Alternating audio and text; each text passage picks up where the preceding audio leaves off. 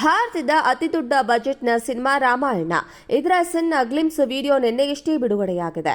ನಟ ಯಶ್ ರಾವಣನ ಪಾತ್ರದಲ್ಲಿ ನಟಿಸಿದ್ದು, ಗ್ಲಿಮ್ಸ್ನಲ್ಲಿ ಯಶ್ ಅವರ ಪಾತ್ರದ ತೀರಾ ಸಣ್ಣ ಝಲಕನ್ನ ನೀಡಲಾಗಿದೆ.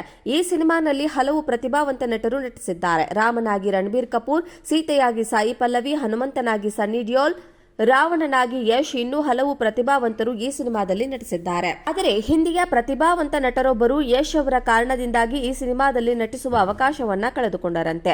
ಜಯದೀಪ್ ಅಲಾವತ್ ಎಂದರೆ ದಕ್ಷಿಣದ ಸಿನಿಮಾ ಪ್ರೇಮಿಗಳಿಗೆ ಥಟ್ಟನೆ ಗೊತ್ತಾಗೋದಿಲ್ವೇನೋ, ಆದರೆ ಪಾತಾಳ ಲೋಕನ್ನ ಪೊಲೀಸ್ ಎಂದ್ರೆ ಯಾರಿಗಾದ್ರೂ ಗೊತ್ತಾಗುತ್ತದೆ.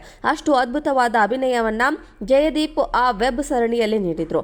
ಅದಾದ ಬಳಿಕ 3 ಆಫ್ ಅಸ್ ಸಿನಿಮಾದಲ್ಲಿಯೂ ಅವರ ನಟನೆ ಅದ್ಭುತವಾಗಿತ್ತು.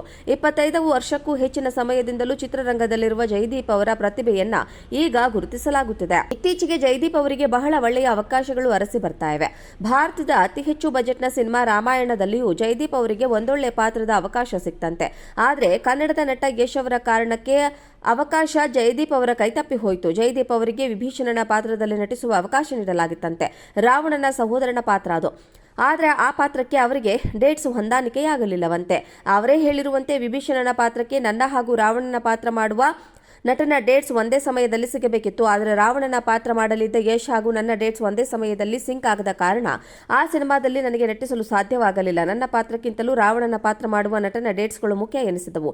ಹಾಗಾಗಿ ಅವರು ರಾವಣನ ಪಾತ್ರ ಮಾಡಲಿರುವ ನಟನ ಡೇಟ್ಸ್ ಜೊತೆಗೆ ಮ್ಯಾಚ್ ಆಗುವ ನಟನನ್ನ ಆಯ್ಕೆ ಮಾಡಿಕೊಂಡಿದ್ದಾರೆ ಎಂದಿದ್ದಾರೆ.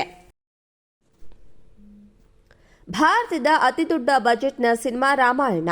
ಇದರ ಸಣ್ಣ ಗ್ಲಿಮ್ಸ್ ವಿಡಿಯೋ ನಿನ್ನೆಯಷ್ಟೇ ಬಿಡುಗಡೆಯಾಗಿದೆ. ನಟ ಯಶ್ ರಾವಣನ ಪಾತ್ರದಲ್ಲಿ ನಟಿಸಿದ್ದು, ಗ್ಲಿಮ್ಸ್ನಲ್ಲಿ ಯಶ್ ಅವರ ಪಾತ್ರದ ತೀರಾ ಸಣ್ಣ ಝಲಕನ್ನ ನೀಡಲಾಗಿದೆ.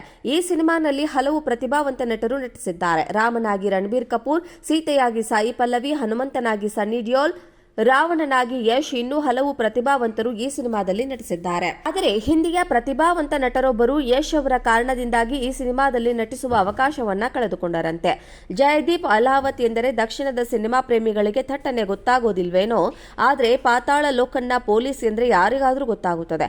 ಅಷ್ಟು ಅದ್ಭುತವಾದ ಅಭಿನಯವನ್ನ ಜಯದೀಪ್ ಆ ವೆಬ್ ಸರಣಿಯಲ್ಲಿ ನೀಡಿದ್ರು.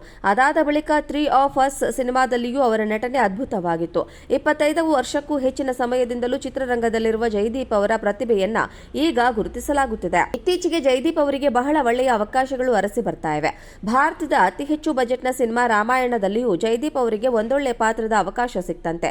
ಆದರೆ ಕನ್ನಡದ ನಟ ಯಶ್ ಅವರ ಕಾರಣಕ್ಕೆ ಅವಕಾಶ ಜಯದೀಪ್ ಅವರ ಕೈತಪ್ಪಿ ಹೋಯಿತು. ಜಯದೀಪ್ ಅವರಿಗೆ ವಿಭೀಷಣನ ಪಾತ್ರದಲ್ಲಿ ನಟಿಸುವ ಅವಕಾಶ ನೀಡಲಾಗಿತ್ತಂತೆ. ರಾವಣನ ಸಹೋದರನ ಪಾತ್ರ ಅದು. ಆದರೆ ಆ ಪಾತ್ರಕ್ಕೆ ಅವರಿಗೆ ಡೇಟ್ಸ್ ಹೊಂದಾಣಿಕೆಯಾಗಲಿಲ್ಲವಂತೆ.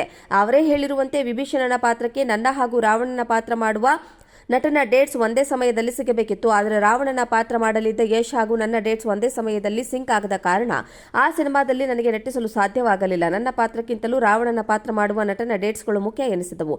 ಹಾಗಾಗಿ ಅವರು ರಾವಣನ ಪಾತ್ರ ಮಾಡಲಿರುವ ನಟನ ಡೇಟ್ಸ್ ಜೊತೆಗೆ ಮ್ಯಾಚ್ ಆಗುವ ನಟನನ್ನ ಆಯ್ಕೆ ಮಾಡಿಕೊಂಡಿದ್ದಾರೆ ಎಂದಿದ್ದಾರೆ.